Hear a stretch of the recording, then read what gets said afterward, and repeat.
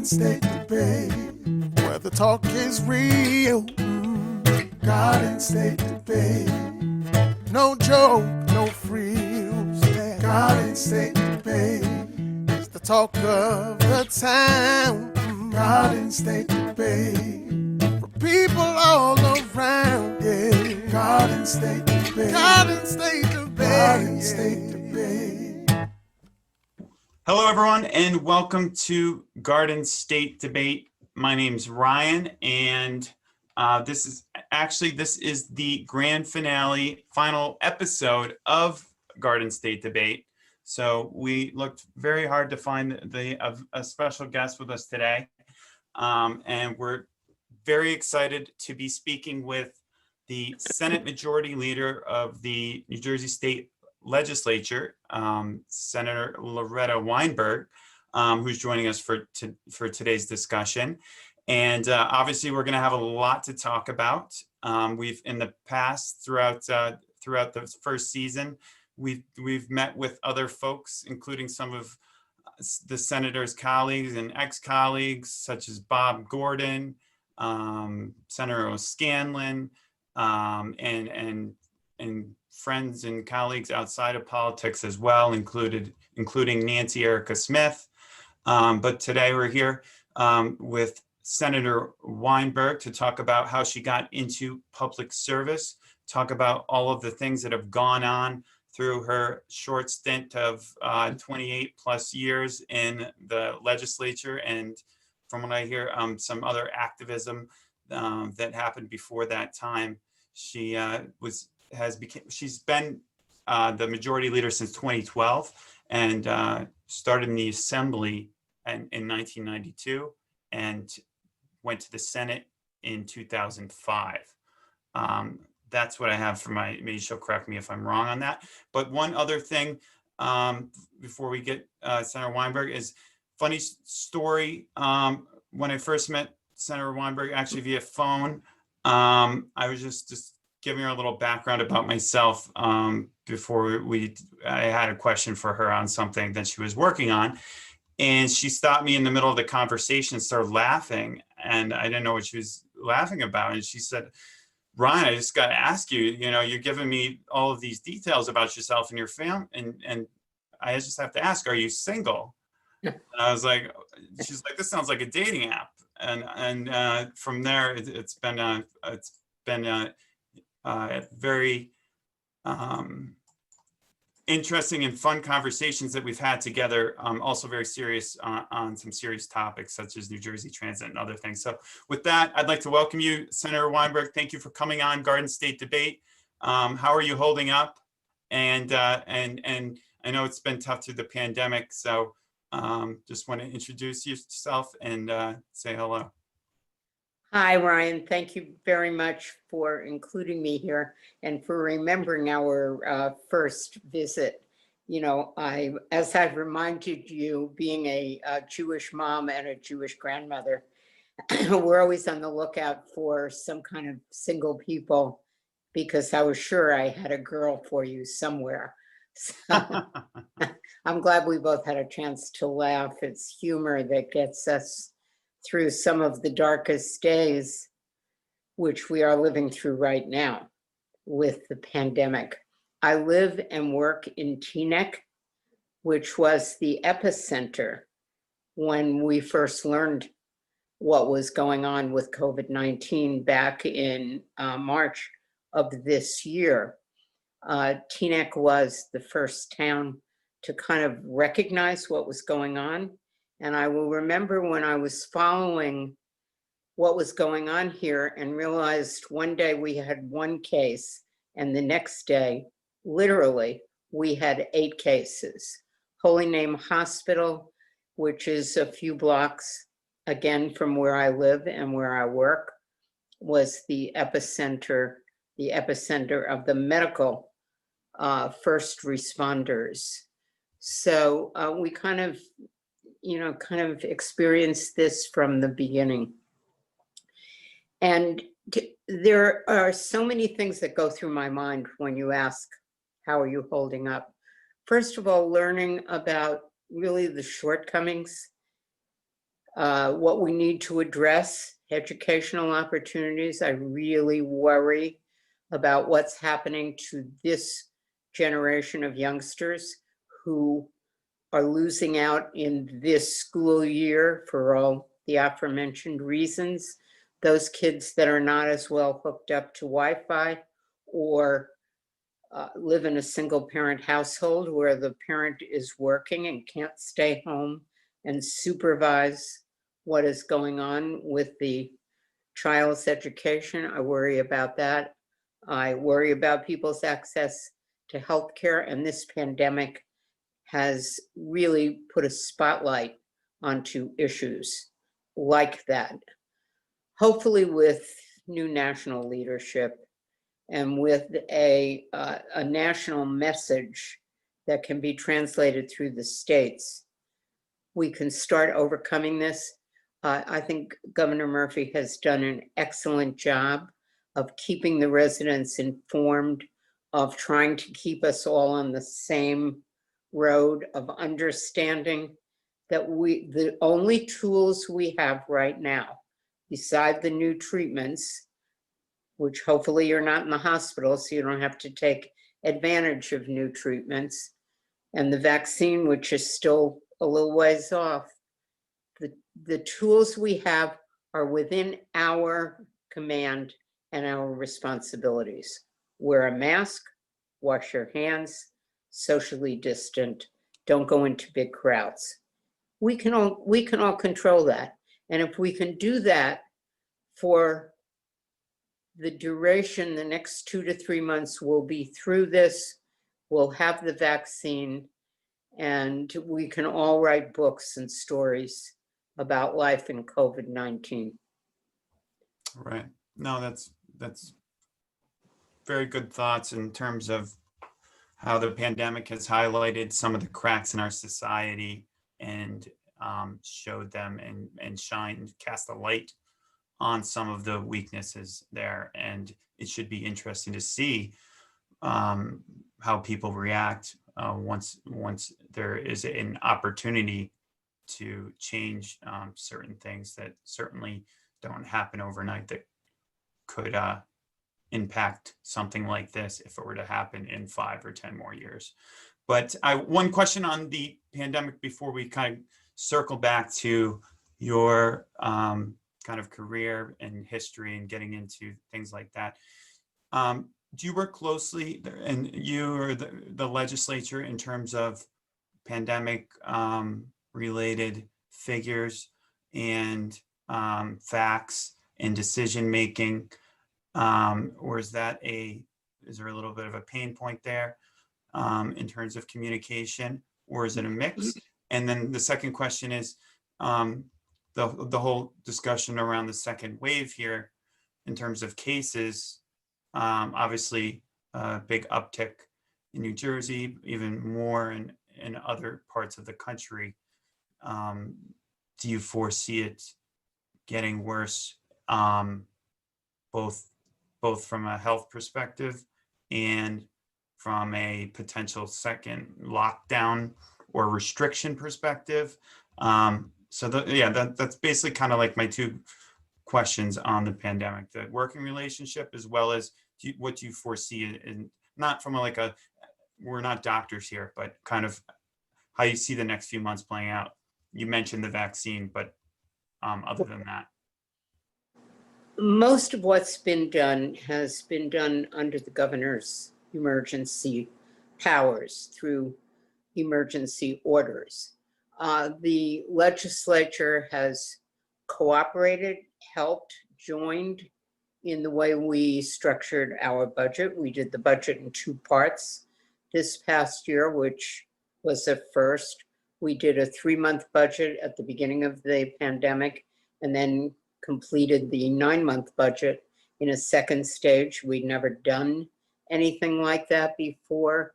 We have backed up some of the governor's emergency orders with legislation to make sure they will withstand any kind of court challenge. So although much, as I said, has been done through executive order, I think there is a great sense of cooperation across the aisle and with the administration.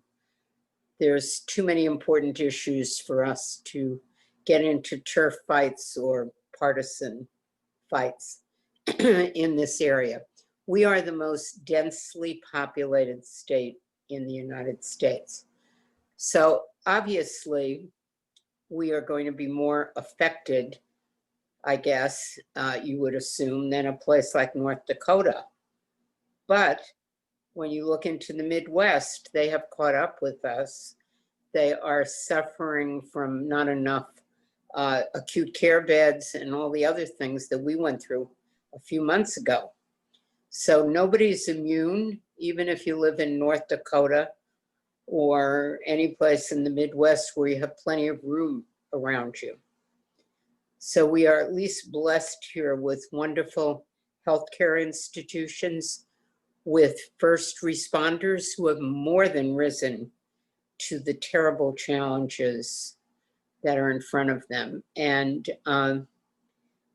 I hope that we can continue cooperating like this and we can get through the next few months so that this all recedes into our collective memories. Right. Thank you. No, I appreciate that. So I just wanted to also then circle back. I know this probably could take up several hours, and I don't want to condense your legacy into just 45 minutes or an hour, but let's try to touch on some of the high points. And I think people might be interested. You know, we have a lot of population inflow and outflow. So there's younger folks and people that may not know the history, but definitely know, of current events, what's being worked on, a lot of what we just talked about. So can you just start by telling us, giving the listeners, viewers, and myself a little bit of background about yourself? I know you're still extremely sharp at your very young age, but give us a little background about when you started in politics, or maybe even before, and what drove you to this legislature. Let's start there. Well, I started in politics like many other people in my generation. It was the 60s. We moved to Teaneck, my husband and I, with two little babies, a year and 2 years old, both bought our first house on the GI Bill. He had been a veteran of the Korean War. And once we set down roots in the community, I said I went out and volunteered in what was then the anti-war movement, the civil rights movement, and I never quite made it home in time to unpack that last box of dishes that's still someplace in my garage, which I'll find someday when I vacate these premises. So everybody I knew was involved in some form of civic activism. And that's how we made our friends in Teaneck. That's how my kids made their friends. We were, in that era, there were many of us who were stay-at-home moms, a luxury that my daughter's generation does not take advantage of or does not enjoy. And so one thing led to the other, and that was the origins. I went to my first Teaneck council meeting. I often describe it because I was a little nervous about the lack of trees on our main street in Cedar Lane. We had moved from West 75th Street in Manhattan, where we had trees outside, and I thought I was moving to the country. And I had the two babies in the tandem stroller. They're 14 months apart.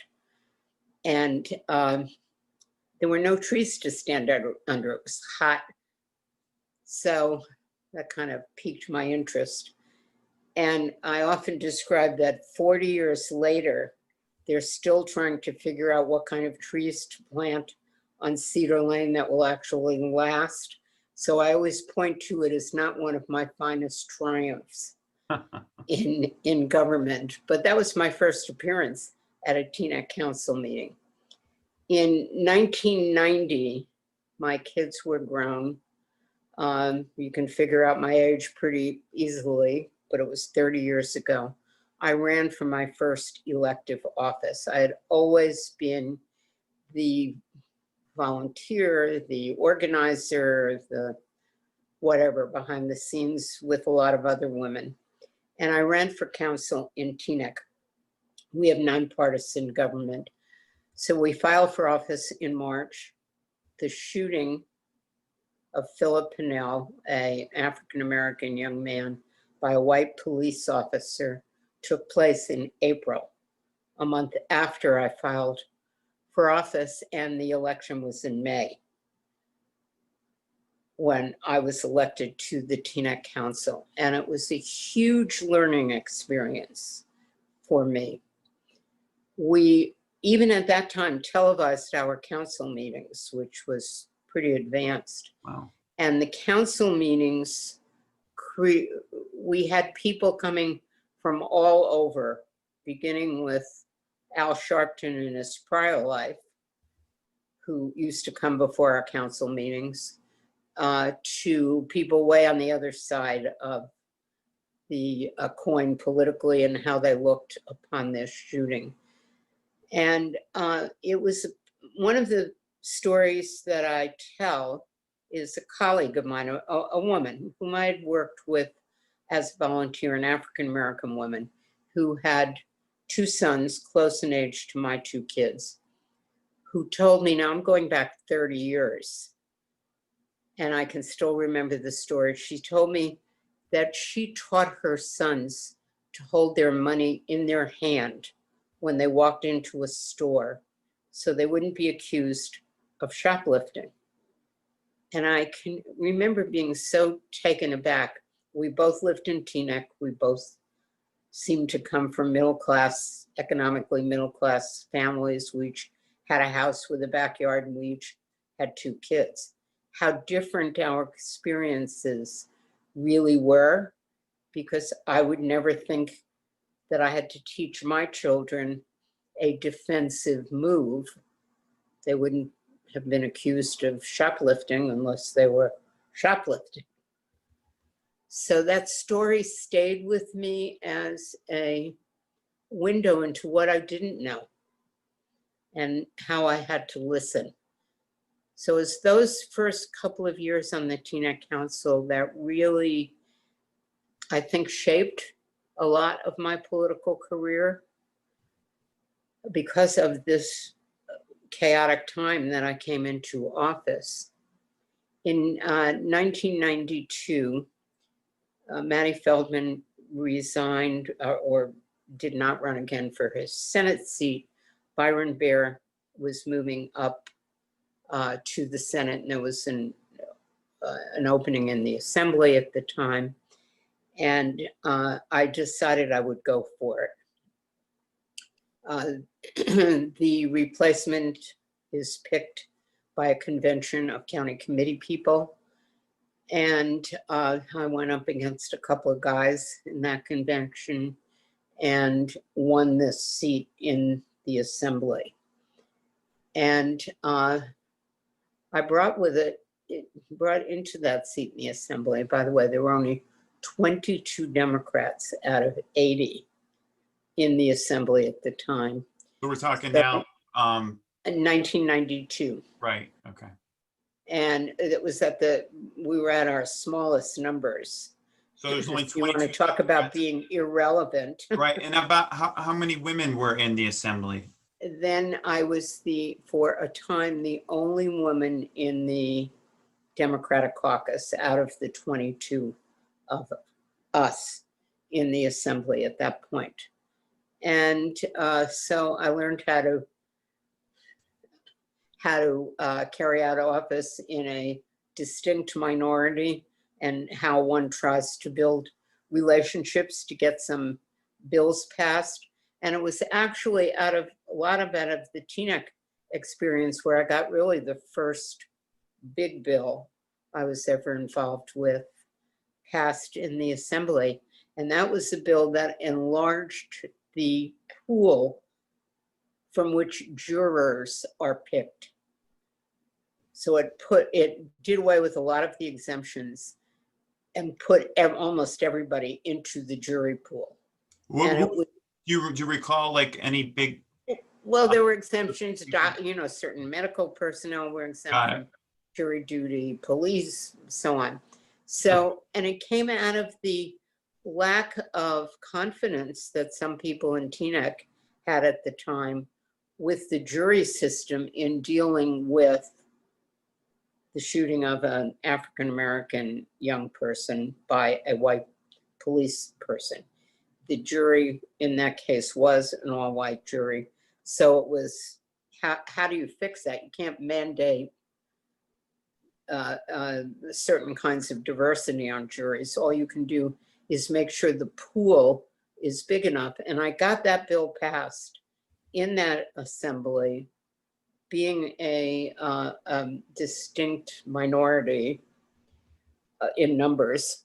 And it really came out of the Teaneck experience. Wow.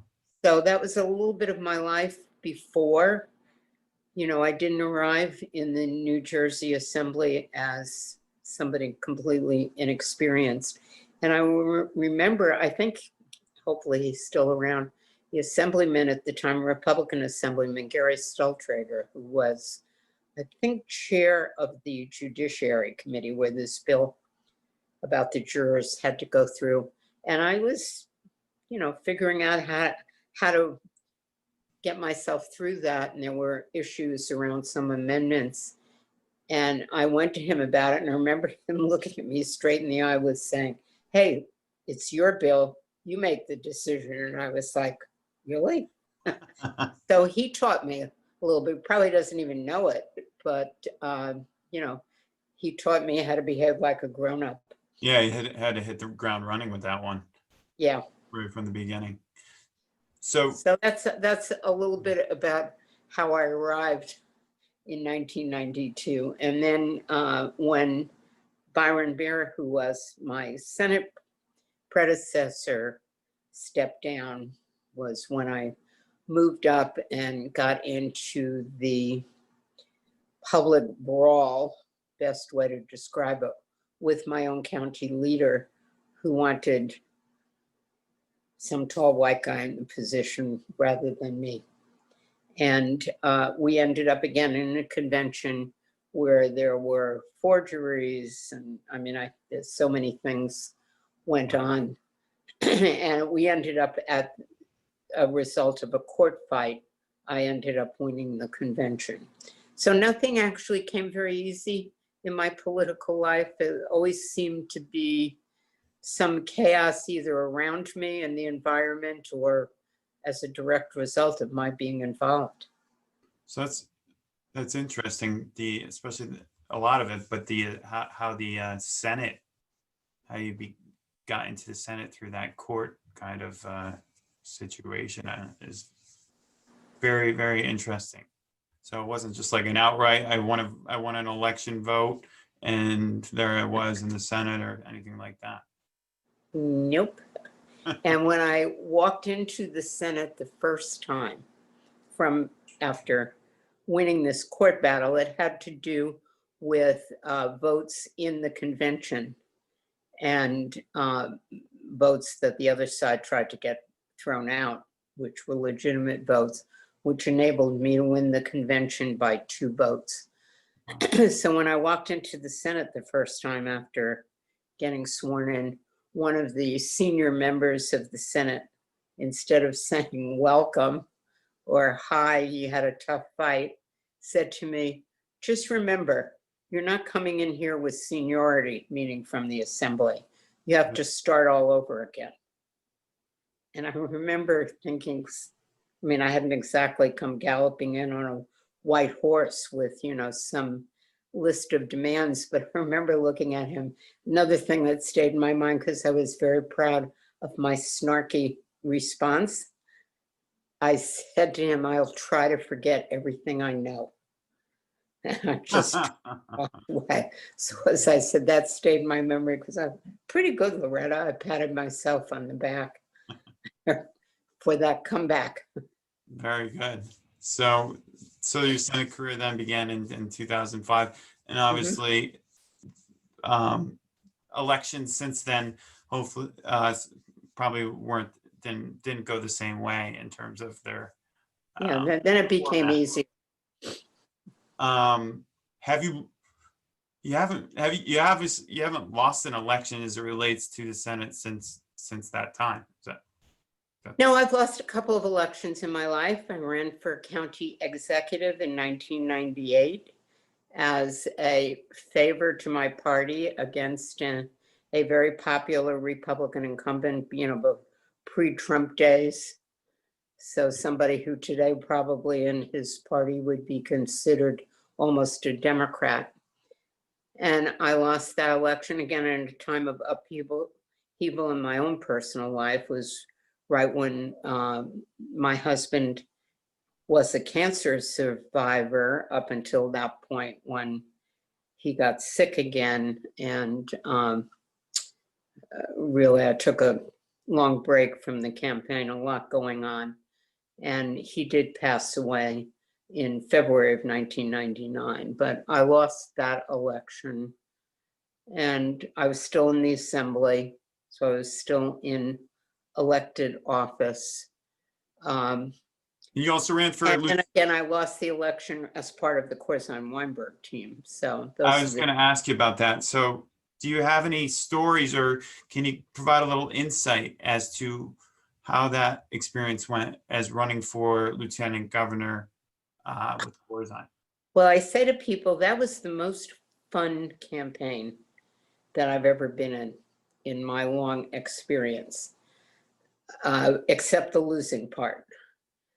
It was a campaign that I wasn't in charge of anything, which I realized from the day I got involved. I didn't have to worry about raising the money. I wasn't in charge of whatever the public relations communications people were doing. All I had to do is get in the car, travel around, give a speech, greet people, get a round of applause, and move on to the next one. So I entered it with the idea that I was going to have a fun experience, and I did.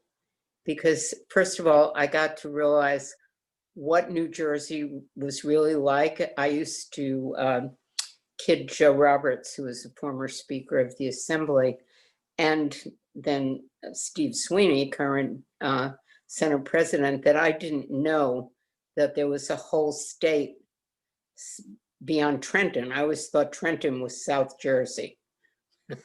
And when I found out there was a whole state down there, and our first trip when I became the candidate, forever embedded in my memory, it was July, it was very hot. And my kids had arrived from California, my daughter and son-in-law and 2 grandchildren, not knowing that I was going to be the lieutenant governor candidate. It actually happened while they were on the plane flying here. So they had descended upon my house along with a couple of staff people that were sent. And that next day, I was unveiled at this big public gathering as the lieutenant governor candidate, and then sent on the road. And we were sent way down to South Jersey to a 4-H farm conclave of some kind. Literally, want to talk about an area that I wasn't familiar with. And we were at one point in the Corzine auto thing, and they're going through red lights. They have the blue lights on their car, and we're just in regular cars. So I said to the young man who was driving, Rocco, we're going to get killed in this thing, and they're not going to miss a beat. They'll find the Corzine Barbara Buono signs in the basement and immediately resurrect them. Anyway, we finally made it. We finally got through all these 4-H fairs, and it was 11 o'clock at night, and I was exhausted. It had been, the family arriving, this big thing, hot as can be, and me traipsing around these 4-H fairs. I said to Rocco, we didn't even have a GPS at that point. do you know how to get home from here? And he looked at me and he said, I don't even know where we are. And that was the honest to goodness truth. It was like a Wild West movie. Well, I see lights over there, head in that direction. So that was the opening of my being a lieutenant governor. And I met the most wonderful people in traveling around this state. It gave me, you know, I make kind of fun of this whole state there, but it gave me such an appreciation for the kind of people that make up the state of New Jersey. And even though I lost, or we lost, I was only part of that team. It to me was a experience that I wouldn't trade for a lot of other things. And then the other funny part, when we came home the night after losing the election that night, very late, and I live in a condo where we have so-called guard at the gate. And apparently it was like the middle of the night. I don't know the guy who's on in the middle of the night. And so we got to the gate and he looked out, you know, like, who's there? So Rocco said, I have Loretta Weinberg, I'm bringing her home. And he was like, who?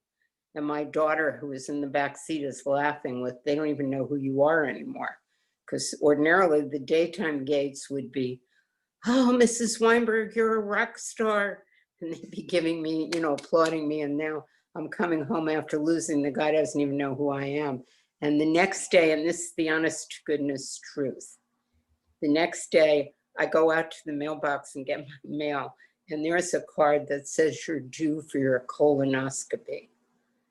And I remember really laughing to myself, thinking this is the end of a perfect week.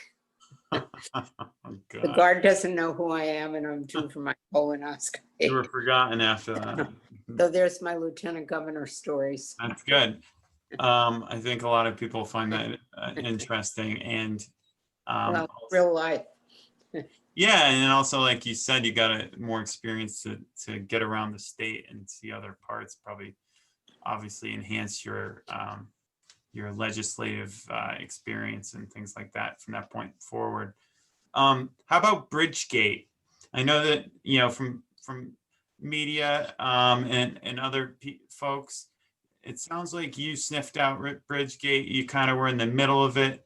Can you give us your view of well, how that Bridgegate went down? With everyone kind of puts it in a bucket with Governor Christie, but there's other parties involved. So what's Senator Weinberg's story of?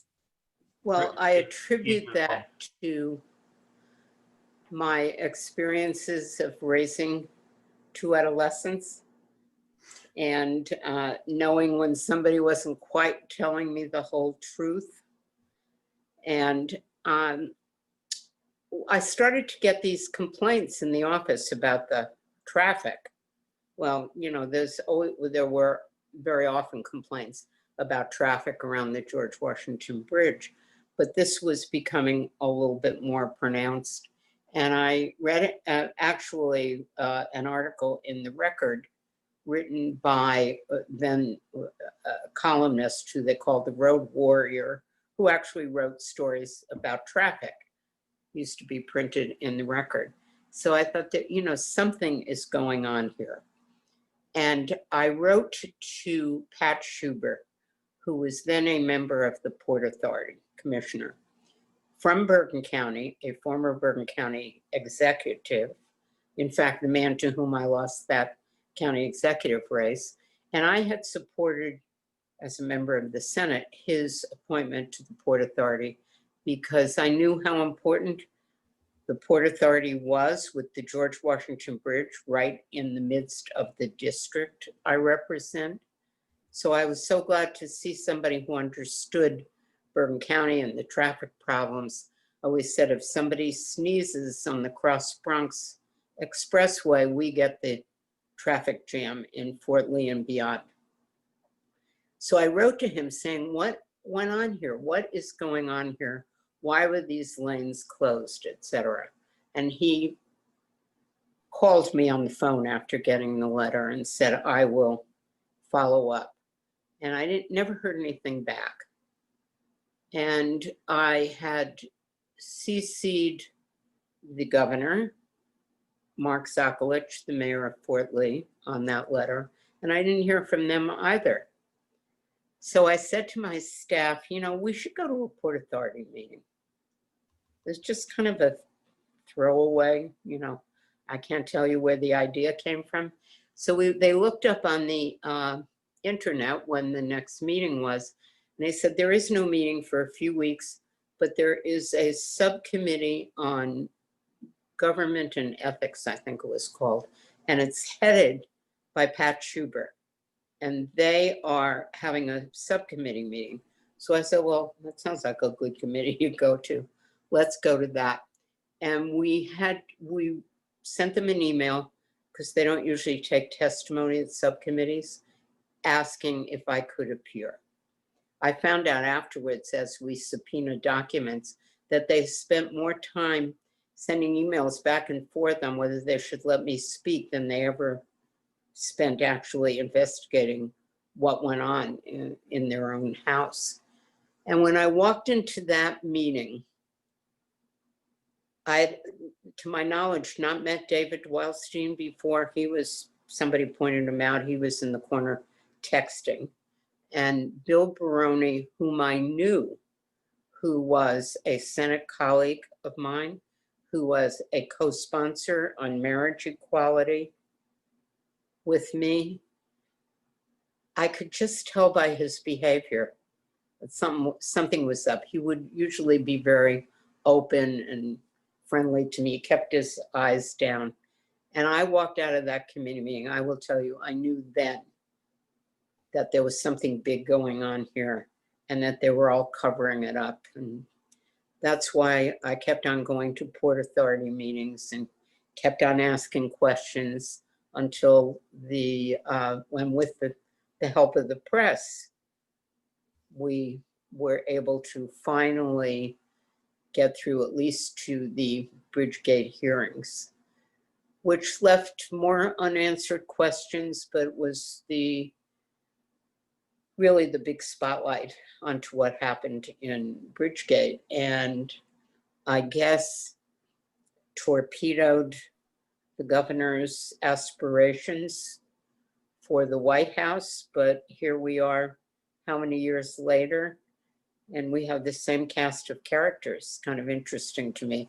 A lot of people from Bridgegate, Bill Stepien, political guru in the White House, even the current Attorney General played a role in the Bridgegate operation. What was that? Do you remember? Who's our attorney? The name is, I'm having my senior moment with. That's fine. I'm just curious because that's. Yeah. I'm talking about the federal. He was the one who ended up. William Barr, you're talking about? No, pardon me. The head of the FBI. Oh, okay. All right. Who, by the way, Joe Biden has talked about keeping. And he's the one who ended up with Christie's infamous telephone that we could never find. And many of the other people are in various nonprofit or government lobbying positions, and Chris Christie is positioning himself for another run. So in some ways, things haven't changed at all. So why do you think nobody got prosecuted in that investigation? Well, that was up to the U.S. attorney. Yeah. And he chose the two he chose for whatever reasons he had that he's never really talked about publicly, other than that's where he thought he had the best evidence. And we know, the courts eventually threw out those convictions, and they've both been very quiet since then. So I suspect there's a book coming or something that's coming out of that. We'll see. Well, I'm going to ask you later, not now, if you're exploring retirement, but we're going to leave that for the end. Speaking of the books. Okay. But I wanted to ask you, and please feel free to chime in on any legislation or things that your involvement similar to some of the stuff that we've been talking about. And we're eventually going to hopefully get to some of the current issues, such as I know you're working on New Jersey transit stuff. I know cannabis legislation is going through and other things like that. But before we get to that, I know a lot of people talk about long before it became kind of a mainstream topic in this country or in the state, you were involved in equal rights and LGBTQ and things like that. And I think somebody even told me, did you preside over the first gay marriage in New Jersey, or it was in your area? Do you have any thoughts and any context on kind of that history in your personal experience with that and the Well, product? I think that, that mostly came out of my experiences of becoming a grown-up adult political activist during the 60s. So marriage equality was a very important issue, which I understood, not only because I knew and loved people who happened to be gay. I had people in my extended family. So I certainly understood that early on. And marriage equality was a fight. It took a while, even for members of my own party to evolve to the state of being able to support it, which is why we started out first with domestic partnership, which was the first bill we passed. And it was really a very limited bill, did not do very much for people except public employees who are entitled to some pension and healthcare benefits. But after domestic partnership was signed into law, I was invited to speak at a rally in Maplewood that was done was put together then by Stephen Goldstein, who was at that point the head of marriage equality. And I remember being there. There must have been, Ryan, 1,000 people. I was shocked when I saw the size of the crowd there. And I think I said it in my remarks. I never have done so little when it came right down to what the effect of this was. So little that made so many people happy. And, I realized it was just the first step, and we had a long road. We went from there to civil unions, to finally marriage equality, to Chris Christie vetoing it, which always bothered me because I know he didn't believe what he was doing, but he did it to appeal to that element of his own party to the Supreme Court deciding marriage equality. So it was a road that had a happy ending, but it took a while. Also taught me about discipline and focus.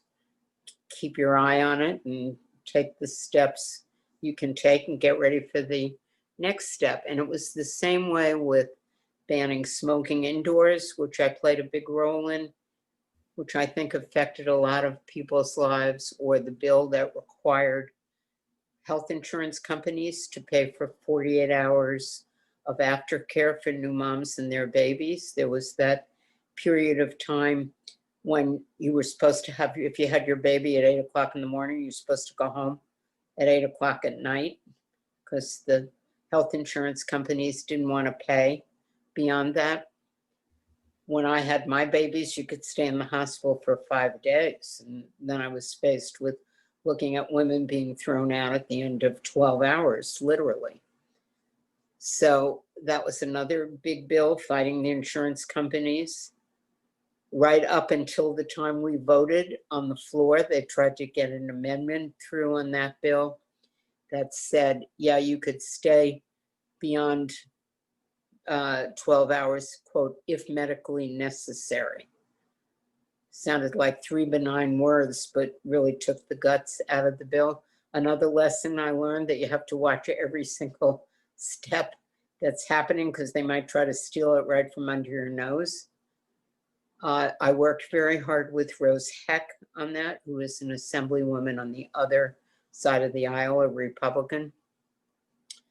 So those are the issues that I get the most joy out of having participated in, because I think they are the issues that really affect the quality and the health of the lives of families here in New Jersey. And then moving ahead into this whole issue of women's rights and Yeah, and kind of et that's a, cetera. and I had another question as well, kind of similar, semi-related to that. And from what I understand, you're involved pretty heavily with the Katie Brennan situation with the governor's administration and sexual harassment case. And you kind of led some investigation or sort of the process of highlighting that experience and working around it. So can you share with us that experience? Yes, and what you yeah, we had hearings on what took place there. And I admire Katie Brennan. I admired her then. I didn't know her. Yeah, maybe before. just like a quick, slight little background on it too. Oh, yeah, well, Katie Brennan was a state employee. Well, I guess she wasn't a state employee at the time. She was a volunteer in the Murphy for Governor campaign, and made an accusation of sexual harassment against one of the campaign officials. And from that came several other women who came forth anonymously or some with their names, talking about a toxic culture against women in the first Murphy campaign. So that's kind of the backdrop of it.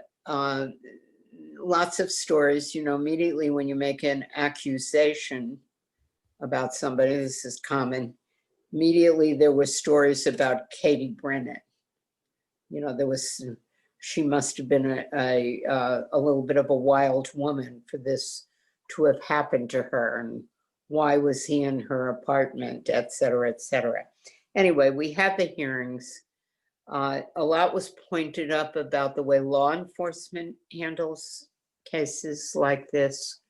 I think the governor himself, through the attorney general, moved to improve things a bit. But by the time this broadcast goes on, we will have had, I believe, a law and public safety committee meeting in the New Jersey Senate, in which the first series of bills that came out of those hearings, and then a women's work group that I put together outside of the legislature that came out of a series of articles that appeared in the Ledger about the pervasive misogyny that was really going on in politics in New Jersey, and how many women felt in terms of how they were treated, whether they were on the train ride to Washington done by the Chamber of Commerce or at the League of Municipalities or at various places. So I had those two things coming, the work group and the hearings. And we have the first series of legislation that came out of that. And I'll give you one, for instance. When Katie Brennan decided to press charges, she went down to the local police station, I guess it was in her town, and filled out a police report. She did not see that police report for a few months. And it turned out that when she read it, she did not feel it reflected accurately what she told the police. So again, we have one bit of legislation going through that requires when somebody goes to the police station, I'm not talking about a time when police come and investigate a crime, but when the police are only filing a report based upon what you say happened to you, you should be given a copy of that report, have a form, which if you disagree with anything that's in that report, you can so note it, and then that gets filed with the report. Because as if, for instance, and I'll point this out about how just the use of language can influence something, that she described to the police that she was showing him a view out the window of what view she had of New York in her living room. In the police report, it said they were looking out the window in her bedroom. So that puts a whole new connotation. And I point that out because those are the kinds of things that we were looking at, how unequal it is from one county prosecutor to another on whether they choose to prosecute the he said, she said cases. So as I said, by the time this gets broadcast, I hope we will have seen those bills released from committee and maybe even going up for a vote in the Senate. That's excellent. Yeah, so just so the viewers are aware, probably be broadcast. We're recording around the weekend of the 5th of November, and this would come out probably sometime during the week of the 14th. So the Senator is referring to legislation between now and then. So make sure you check that out, and hopefully we'll see some. Well, if you're going to, if it is played the week of the 14th, we will Yeah. have a voting session on December 17th. So you might be able to see what happens there. Okay. And I don't know if I said November, I meant December. Getting a little brain dead here at the end of the year. So that's great that there's legislation coming out of that, and the work that you did there, obviously, to kind of spotlight the need for it. And I had another question for you before we get into some other current legislation, which was your general relationship with the Senate president. I think a lot of people, from what I read, view yourself as someone that might be a little bit more progressive, and view the Senate president as more of a moderate. But in total, in aggregate, it seems like a working relationship that is getting bills passed, I guess, and would be assumed to be getting things done. So can you describe that relationship a little bit and any dynamics? Yeah, well, working together? first of all, I think we have respect for each other. And I point out to people all the time that the legislation that I get credit for as being the prime sponsor of, I would not be able to get passed if the Senate president was not fully supportive. So all of this progressive legislation came out of this Senate, headed by this Senate president, who has complete control over the agenda of the Senate. So whether I talk about the bills that we're working on now, that in terms of sexual harassment, or things like having passed the strongest bill to say that people cannot be forced to sign non-disclosure agreements in the state of New Jersey, to keep these kinds of things secret. That's outlawed in New Jersey now. Or bills like family leave, like earned sick leave. Those are all bills that were passed under this Senate president. They have my name on them, but I would not have been able to get them before the legislature. So I think he is more progressive than people think. His persona is very different, and he represents a different set of experiences from mine, but he has been, in my opinion, really supportive of these kinds of legislative endeavors, and I appreciate that. Sometimes it takes a little bit of more nagging, stamping of my feet or hissy fits or whatever, but generally, I feel we've got a very good partnership that has furthered things in the legislature that I fervently believed in, and sometimes things that I support a little less. Got it. Thank you for that clarification. So I had another question for you then, as it relates to some current legislation, and that is New Jersey Transit, which has been your baby. I guess whether you took it on by choice or not, I think a lot of the state associates New Jersey Transit's inefficiencies or successes and failures with some of the stuff that you attempt to either play the bully pulpit in the media or through your reform bills and things like that. So can we talk a little bit about how you got into that New Jersey Transit kind of oversight role?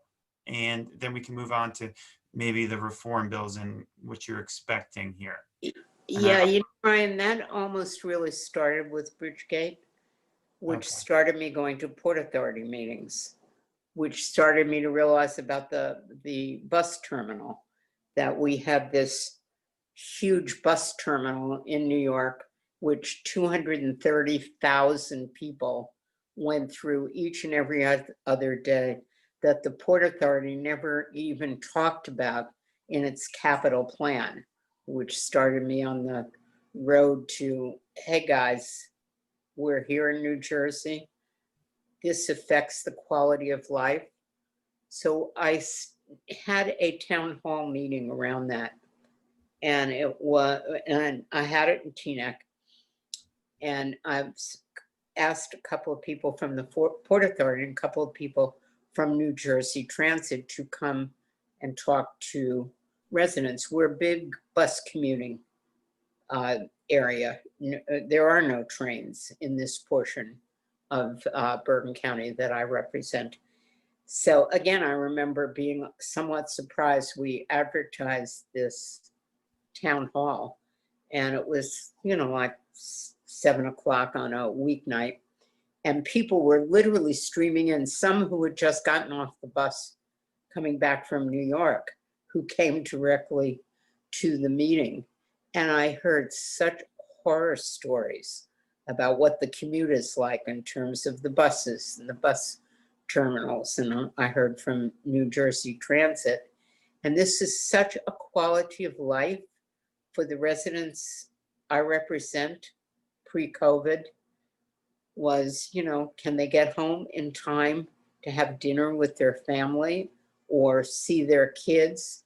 Or has the bus been canceled, or is it always late, or the bus terminal is such a horror to get through? Can they leave for work? They should be able to leave for work at a normal hour to get to work, but do they have to leave at 5:30 in the morning? So many stories came. And again, I always remember these individuals. The woman who stood up and said, I leave work in time to pick up my children from daycare. If I am 1 minute past 6 o'clock, I have to pay extra money. And it cost me something, if I remember correctly, $500 this month, just because I was late, even though I left in time. So that's what kind of got me into the whole New Jersey Transit. And so it came from the Port Authority to the bus terminal to the people I represent. And I don't want to run New Jersey Transit. We had hearings in the legislature on that too. I don't believe as a state senator, I'm the person who should make a decision about one-door versus two-door buses. So to me, the best solution was to try to have a real, responsible, accountable, transparent board to run New Jersey Transit.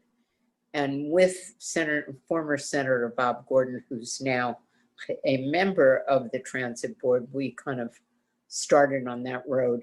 And that was the first so-called reform bill that we passed, which gave more responsibility to the board. But we've realized that there are some gaps in that. And we have a second bill that hopefully will be before the state legislature, maybe even before a committee by the time this program is heard, which closes some of those gaps. I believe that the answer for New Jersey Transit is the right people on a board that will ask questions and then have the subjects presented to them so they can ask the questions in a very transparent, responsible, and accountable way. And so that's the last piece of this reform bill, at least for now, that we are pushing for.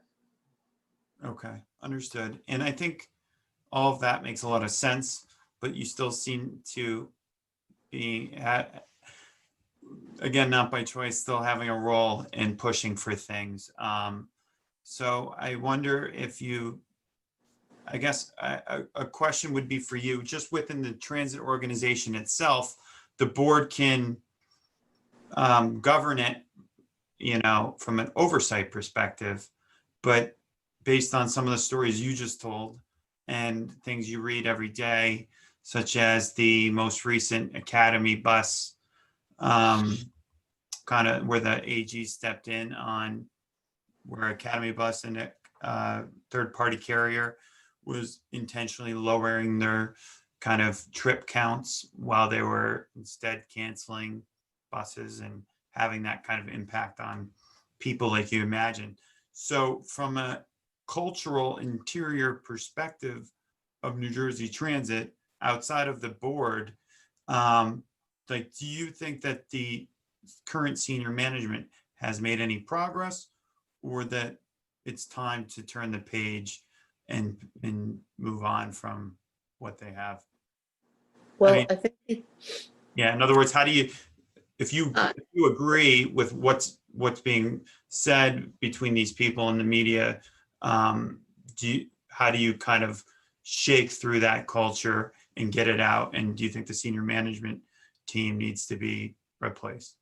well, first of all, by allowing the board to hire the senior manager at NJ Transit, so that will be a more open, transparent, inclusive manner. But I think Academy Bus points up really, to me, what's kind of interesting.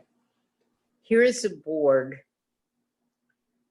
This senior management reported that contract to the board, asked for their vote, with apparently either an inability to know what went wrong there, or just not wanting to acknowledge what was going wrong there, because they did not monitor that contract. And then on the heels of that, you have almost 2 days later, the Attorney General launching an investigation and the governor vetoing these minutes. So I would think that if the governor chose to veto those minutes, appropriately so, that there would be some investigation internally into how this ended up on that agenda to begin with. and what had gone on with that contract. And when will the board, in an open board meeting, discuss that? So, you know, I think it really points up why we need a more accountable board who is going to be responsible for, in an open way, for these kinds of things. Now, I listened, I think it was, I saw it on the Twitter feed, I think a subcommittee meeting, which was published on the Twitter feed by one of the advocate groups. And I actually listened to it. And there were actually questions from the subcommittee. Questioning the senior management. Not sure that they got adequate answers. But again, if you look at, okay, the senior management presents to the board, the governor vetoes the minutes. Doesn't the governor want to know how this landed there? So, right. So I think it points up a lot of the shortcomings. so, And yeah, I hope that instead of fighting an accountable, responsible, really a board with enough power to be responsible, that the administration will join in fighting for that. So does this academy bus thing smell fishy to you, similar to what you were saying? Well, it doesn't only smell fishy to me, obviously smells fishy to people that have more power to look into it even than I do. And so from what you said as well, do you think that the governors / board of directors are not pushing hard enough to get the answers they need to turn the agency around? Or do you think there's been progress? I think that there is progress. It's very slow. And I would hope that the administration would be supportive in creating and helping to create such a board, because I think I think New Jersey Transit needs that kind of attention. It can't be overseen by this, you know, the governor, the Department of Transportation Commissioner, the executive director of NJ Transit, and sort of this humongous bureaucracy that kind of operates on its own. So with a board that meets publicly, where the board themselves can ask questions, and where the press can ask questions, and where people like you can cover what's going on, that will be the improvement. That's my opinion. And through your reform bill number 2, just to kind of close out the subject, what are some of the big highlights there? I think from what I recall, it gives the opportunity to vote on because you just mentioned the bureaucracy of the CEO with the chair and others. It gives the opportunity for the board to vote on the chair of the board, so that it is not in sole possession of a governor. Right now, under the law, the commissioner of the Department of Transportation is the chairperson of the board. And under the new bill, the board itself would pick their chair. The commissioner of DOT stays on the board, obviously, and well, they should. That's an important liaison. But you've got, you know, the Department of Transportation on one side is road building and the other side is mass transit. And before we leave that, i.e. COVID-19 and mass transit, you know, we have these essential workers that have to get to work. They are the housekeepers in hospitals, the dietary workers, the people who work for Amazon and get all these packages out that we can get delivered to our front doors. These are essential workers who usually are taking mass transit, who deserve the same kind of protection the rest of us do. And I read recently, and it was a topic in that subcommittee meeting that I listened to this week, that they finally issued a summons to somebody who refused to wear a mask on board. Now, every day we hear, and rightly so, from the governor and hopefully from the new president, the importance of masks. So when you are on a bus, for crying out loud, or a train, that's where it's got to be enforced. These are the people who don't have other alternatives. And so, you know, where was the gap here? Why is it taking them so long to make sure that is a mandate in public transportation, to protect the worker who's got to get to work? We're not now talking about people who are going for entertainment or things like that. These are essential workers, and they should be protected as best we can. So it's another classic example of New Jersey Transit kind of coming in the tail end of something rather than leading where they should be. On the masking thing, it's a good point as well. There's another lawsuit, alleged, from a conductor. This was in the media in the last couple of weeks, who's from the widow of a conductor who passed away in the beginning. I think it might have been one of the first deaths of a New Jersey Transit employee. Mm-hmm. And they're suing New Jersey Transit for wrongful death. Then you have the Academy for as it pertains to not being protected adequately with things such as PPE and stuff like that. So you have that going on. You have the Academy bus situation that you just laid out, and the lack of enforcement of masks. And we're 9 months in, and it's indoors, and it goes against, like you said, everything that we're being told on a daily basis from the governor. But it's all New Jersey Transit is under the governor's, jurisdiction in a way. And then a recent even internal audit allegation from an internal auditor saying that basically they were reporting up issues for 6 years to senior management or to the audit committee, and nobody was paying attention to these things. I think they sent recently a letter even to your office. That's what the media story said, I think, out of the record. Right. To which, by the way, we did respond to the accusations they made, and we followed up on that at the time. So, but again, a classic example. If these audits are presented to the board in open meetings, they will be responded to. They can't be buried. And that's why I pin so much on the board. And again, because I don't, I get these Twitter feeds all the time asking me what I'm going to do about each of these issues. And like I said myself, I'm going to get my magic wand out and just make them all go away. I can't run New Jersey Transit. And I don't think any member of the legislature can or should. So if we have a board that does its job, then people will know. And the legislature can step in when and if it's necessary.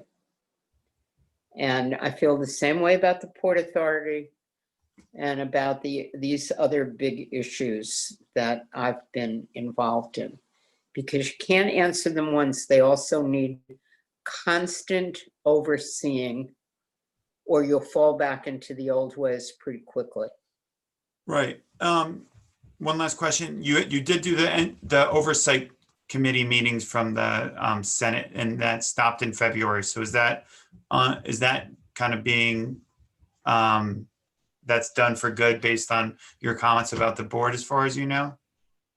I think COVID got in the way, as it got in the way of so many other things. But I think we've been moving ahead with these issues around New Jersey Transit. And I appreciate the advocates who've helped us keep these issues in the spotlight. So hopefully, if we can get this last piece through, I can take a deep sigh, and when somebody tweets me, I can refer them to the board. There you go. So, You're calling out the board to get more hands on, I can tell. yeah. So message received I'm sure that New Jersey Transit tunes into this podcast for any number of reasons. So there you go. There's your message from Senator Weinberg on what needs to be done to shake it up. Last thing before we kind of sign off, just kind of hot burning news in New Jersey from the voters and the legislator is I didn't mean to make that reference in that way, but the cannabis legislation, calling it hot and burning, but how's that going? Why are there so many deliberations on it? Obviously, it's a very important thing from a decriminalization perspective, but why can't people come to an agreement and put this thing to bed? Well, I think people will come to an agreement. There were a few, roadblocks that sometimes we create for ourselves, by things like somehow getting magic mushrooms, whatever they are, involved with this whole thing. So I think we're coming to an agreement, and hopefully we'll see that all worked out in the very near future. It needs to be. It's a new industry. We need to get it off the ground in, again, an appropriate and fair manner. Another complex issue, because it's not only the business aspect and the regulation aspect, but it is the whole justice aspect. So there are, some overriding issues here, but as we somehow manage to get it done, sometimes not as well as we should, but as best we can. Got it. So you're a big supporter of the bill. You just want it, it'll get done. Is from a municipality standpoint, it allows the 500 plus municipalities to do what they wish in terms of selling and distribution. Do you agree with that? Do you think that it should be taken on across the state, or does it bring a lot of, does it not fit into certain parts of wealthier places or different parts of the state for various reasons? It leaves really the responsibility that municipalities have now in terms of zoning. Do they want do they want certain kinds of businesses within their municipalities, or don't they have that? They have those rights right now. So I don't know, we'll see how it works out. Right. I'm just thinking, like, if 95% of the municipalities ban it and then it ends up in poorer areas, is it doing its job from what was expected from the legislature? For an extreme example. The municipalities will gain from having these retail operations within their borders. And where I've seen it, a few years ago was at a family gathering in Seattle, and they're right up the block from where we were having a big family dinner was one of the cannabis shops, which was not, which looked like a pretty nice retail operation. So we'll see how it all works out. And I think some municipalities will see them as welcome. Got it. So you think it's more of a getting used to, comfortable, seeing what's going on type of situation that'll start to become embedded in a lot of New Jersey communities. Okay, so I know we're about up on time. So my last question is, maybe not last question, but close to, are you retiring? The legislative folks are all up for re-election in November of 2021. Are you retiring anytime between now and at that period when your term is up? You want to break news? on the Garden State debate. I'm sorry, you can't have Break it. breaking news across a crayon here, because I'm not giving it to you. I will give you the same answer I've given to my family, my colleagues, and all the news people have asked me. I am making my decision right after the first of the year, and right after I tell my family, I will tell. Oh, so but you are making the decision right in the beginning of the year to allow Yes. whatever needs to happen to happen. But you let me go You back. might have hinted at it. Maybe you. I'm sorry. You might have hinted at your decision by saying that. If you're making your Maybe decision, if you're making a decision in early 2021, Right. a whole year in advance of potentially having. Well, it's not a whole year in advance because we have a convention system that picks our candidates. So that Right. starts in March. Oh, yeah, actually, right. March So or you got to leave early time. April. Yeah. But then So again, understood. the election is a whole year off, but Either way, even if but you you are, also said that you got. you also said that this broadcast that we're doing now is the last broadcast. You mean the last of this season, correct? Yeah, so I won't be back. I might never be back, and if I am, it'll be like 2021. Well, I don't know. I brought out my bottle of champagne that That's we awesome. can celebrate the last of the season and maybe drink a toast to a whole new season of great podcasts. That's So- great. I appreciate that, Senator. Cheers to you. Here's my Diet Coke over here. We're really good. And We're I have, getting wild on the last episode. Last question then for you is, whether it's over or not, obviously you've had a distinguished career. What legacy do you hope to leave behind? If and when it's over from a political career standpoint? And number two, do you see younger folks in the legislature that can carry on the torch? And if not, what values do you see that will lead promising candidates in the future? That's a packed question. well, I've certainly learned in life that none of us is indispensable. And I've often said, and I guess if I have to sum it up, is that I will leave a whole generation of troublemakers behind me.